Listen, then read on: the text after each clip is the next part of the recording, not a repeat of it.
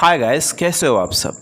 मैं उम्मीद करता हूँ आप सब बहुत ही अच्छे होंगे। तो गाइस, इस वीडियो में कई सारे स्ट्रक्चर्स और तो और डेली यूज सेंटेंसेस लिए गए हैं, लेकिन उससे पहले मैं आपको स्टोरी सुनाऊंगा। उस स्टोरी के माध्यम से आप काफ़ी सारी चीज़ें सीखने वाले हैं। ओके, चलिए वीडियो को शुरू करते हैं। लेकिन एक बात और ध्यान रखिएगा, मान लीजिए कि आप एक ऑफिस में जॉब करते हैं, ठीक है।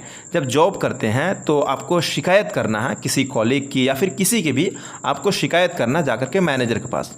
तो आप क्या कहते हैं, अच्छा मुझे उसने ऐसा ऐसा कहा है तो मैं जाकर के उन चीज़ों को वहाँ कहूँगा। तो आप क्या करते हो, अपने थॉट्स को समराइज़ करते हो, मतलब आप सोचना शुरू करते हो, अच्छा उसने मेरे को ये कहा वो कहा, मैं जाकर के मैनेजर से कहूँगा। तो मैंने खुद से बातें करना शुरू कर देते हो।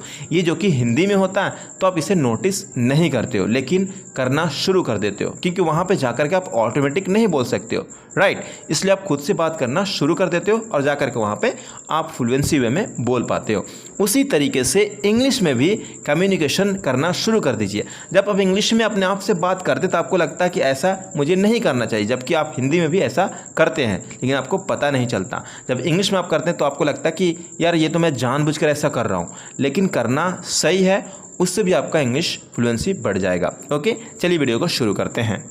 पैसे मेरी ज़रूरत बन गई है, मैंने ग्रेजुएशन कर रखी है, इसके बावजूद मेरे पास कोई जॉब नहीं है, जबकि मैंने 2017 में ग्रेजुएशन कर लिया था, फिर भी जॉब नहीं मिली।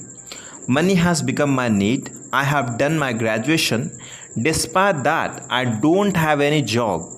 I had done my graduation in 2017, but still I didn't get a job. देखा कितना आसान है, आप भी इंग्लिश बोलेंगे, बहुत ही सिंपल और बहुत ही आसान है गाइस। ट्रस्ट मी, आप भी इंग्लिश बोलना शुरू करेंगे। आप प्रैक्टिस तो करिए। वो इसलिए क्योंकि हमारे माता पिता को यही लगता है कि अगर आपने एक डिग्री ग्रेजुएशन ले ली है तो आपको जॉब मिल जाएगी, जबकि ऐसा नहीं है। That is because our parents think that if you have done a graduation degree, you will get a job, but it is not so. जब आप बाहर निकलते हैं तो देखते हैं कि सच्चाई कुछ और है जॉब के मामले में। When you go out, you see that the truth is something else in terms of job. जो कि आपके स्कूल में नहीं बताई जाती है। आपको वह चीज़ नहीं पढ़ाई जाती है जिस चीज़ की रिक्वायरमेंट होती है, which is not told in your school. जो यहाँ पे रिलेटिव प्रोनाउन है जो कि जोड़ा गया है, okay, which is not told in your school, जो कि आपके स्कूल में नहीं बताई जाती है। आपको वह चीज़ नहीं पढ़ाई जाती है जिस चीज़ की रिक्वायरमेंट होती है। यू आर नॉट टॉट, आपको पढ़ाई नहीं जाती है। ये आपका पैसिव है प्रेजेंट इंडेफिनिट टेंस का, okay. You are not taught the things which are required, जो चीज़ें ज़रूरत है। सेंस के हिसाब से बोलिए, बिल्कुल आप बोलेंगे। अगर आपको वही चीज़ पढ़ाया जाए तो जाहिर सी बात है कि आपको जॉब मिल जाएगी। मान लो कि अगर हर कोई गवर्नमेंट की तैयारी करने लग जाए तो क्या हर किसी को जॉब मिल जाएगी? If you are taught the same things then it is obvious that you will get a job. Suppose if everyone starts preparing for government jobs, will everyone get a job? क्या यह संभव है? बिल्कुल भी नहीं। Is this possible? Not at all. आप में से बहुत सारे लोग संदीप माहेश्वरी को जानते होंगे। अगर आप नहीं भी जानते हैं तो उसका चैनल विजिट कर सकते हैं, देख सकते हैं कि वह क्या करते हैं। उनका चैनल का नाम संदीप माहेश्वरी है। Many of you must know Sandeep Maheshwari. If you don't know him, you can visit his channel and see what he does. His channel name is Sandeep Maheshwari. वह एक मोटिवेशनल स्पीकर है और तो और एक बिजनेसमैन है। वो भी एक मिडिल क्लास फैमिली से बिलोंग करते थे, लेकिन अब उसने अपनी दुनिया ही बदल डाली। He is a motivational speaker and also a businessman. He also belong to a middle class family, but now he has changed his world. उन्होंने कुछ पर्सनल रीज़न की वजह से कॉलेज ड्रॉप आउट है, लेकिन उसकी बातें बहुत ही निराला है। He has dropped out of college due to some personal reasons, but his words are very unique. मैं भी यही सोचा करता था कि क्या करूं, डिग्री करने के बाद भी मुझे कुछ समझ नहीं आ रहा था, जबकि मैं क्लास टॉपर था। I also used to think the same things, what to do even after getting a degree. I was not able to understand anything, whereas I was a class topper. मैं दिल्ली आया, मुझे कोई भी job नहीं मिल रही थी। हर किसी को इंग्लिश बोलने वाला लड़का चाहिए था, भले ही मेरे पास डिग्री थी।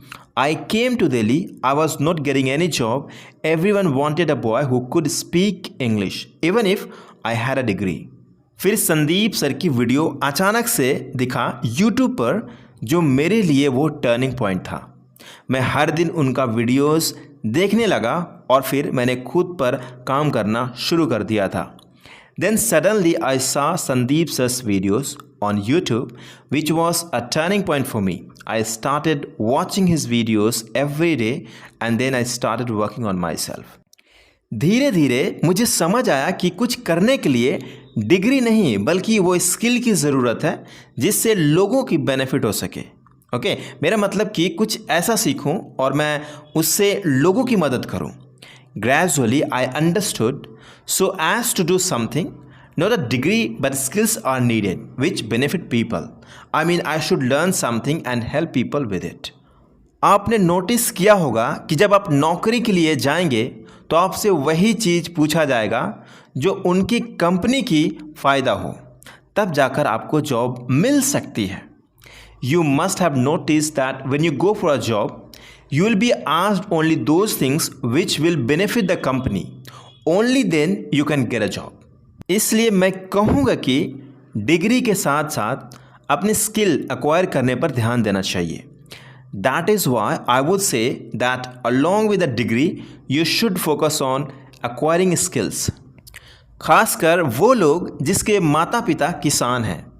हो सकते हैं आपके माता पिता कम पढ़ाई की हो, तो आप उनको बताइए वो चीज़ें जो मार्केट में चल रहा है। Specially those people whose parents are farmers, it is possible that your parents may be less educated, so you tell them about the things which are going on in the market.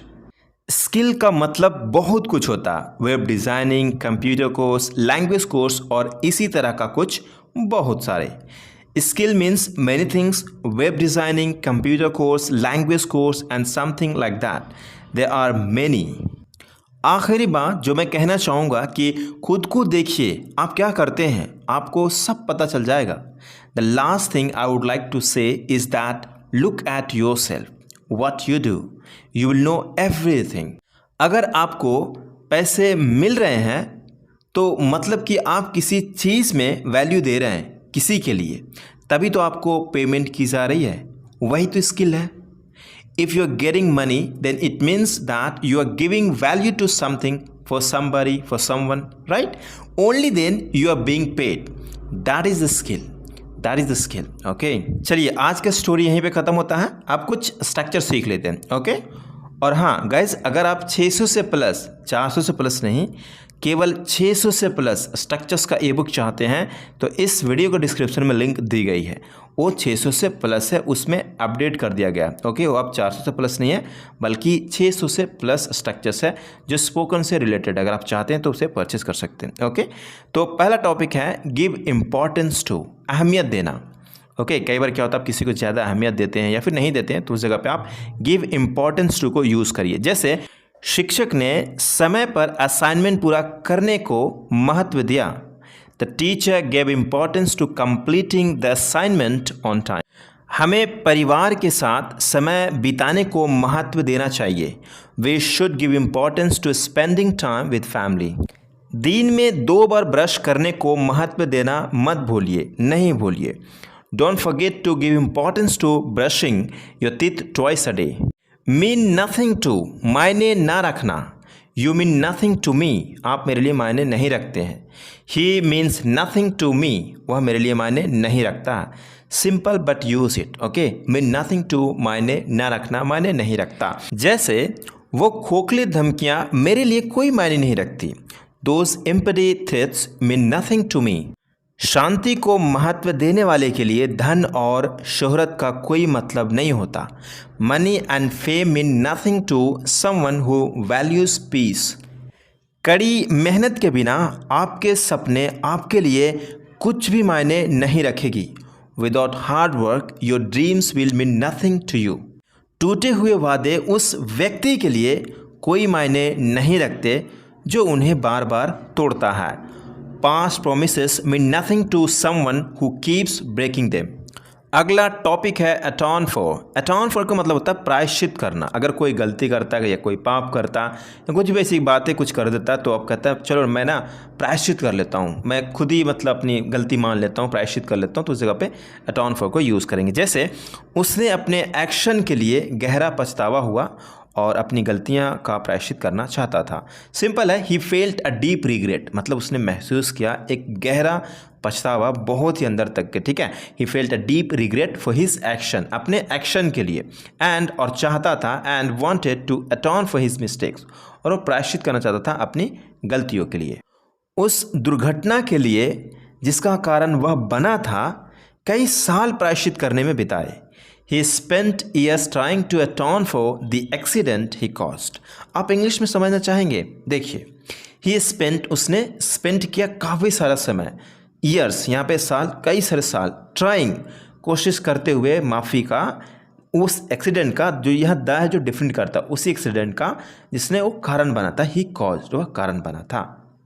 To a great extent, काफ़ी हद तक, to a great extent, काफ़ी हद तक, तुम काफ़ी हद तक मेरे जैसे दिखती हो, वह तो काफ़ी हद तक बीमार दिखती थी, उस जगह पे टू अ ग्रेट एक्सटेंट को यूज़ करिए। मैं काफ़ी हद तक पब्लिक ट्रांसपोर्टेशन पर निर्भर करता हूँ।